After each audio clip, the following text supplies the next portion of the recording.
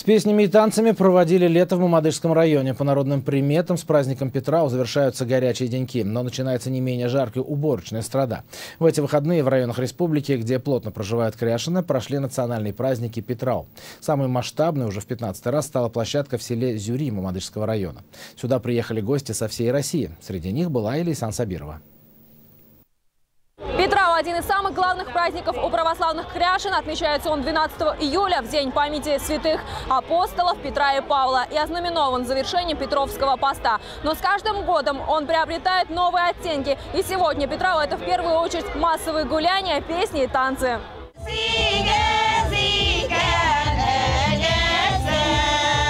Кряшины из Тюльчинского района встречают гостей традиционной песней. Ансамбль «Нардуган» – хранитель народного творчества своей этнической группы. Каждое их выступление – это яркое событие. Не менее яркая на них и одежда. Самый главный элемент наряда – головной убор. По нему можно определить возраст или замужем женщина или нет. Здесь, наверное, много уже современных узоров, много современных элементов. Но вот общий вид, он, конечно же, сохранен.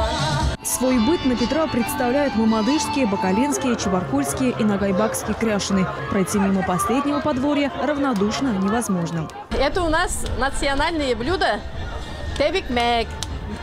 Когда гости приезжают, вот мы тебик-мек готовим. Подают тебик-мек с гусиным маслом или вареньем. Продегустировали явства и гости праздника.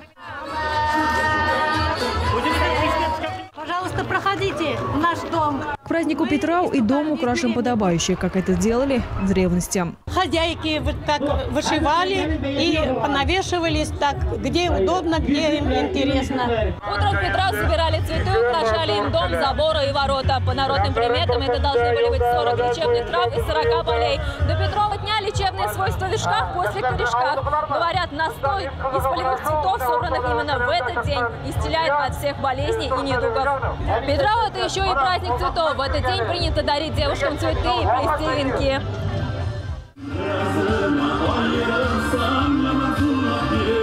После Петрау обычно начиналась уборка, поэтому народ стремился повеселиться вдоволь. В этот день в последний раз водили хоровод. Юбилейный Петрау на Зюринской земле связал кряшин со всей республики и регионов России. Десятки ансамблей и тысячи людей. Хотел бы поблагодарить всех, кто сегодня здесь, на татарстанской земле, на нашем празднике, который уже давно перешел границы как праздника только кряшин, стал большим республиканским праздником. Вот уже 15-й год, а сегодня юбилейный раз мы имеем возможность находиться здесь. Сегодня кряшины проживают в 152 сельских поселениях 23 районов республики. Традиционный праздник отметили также в Пестричинском и Балтасинском районах. В Зюри же съехались около 50 тысяч гостей. Смотрели вот как спортивные мероприятия, ну и музыкальное. Впервые здесь очень здорово.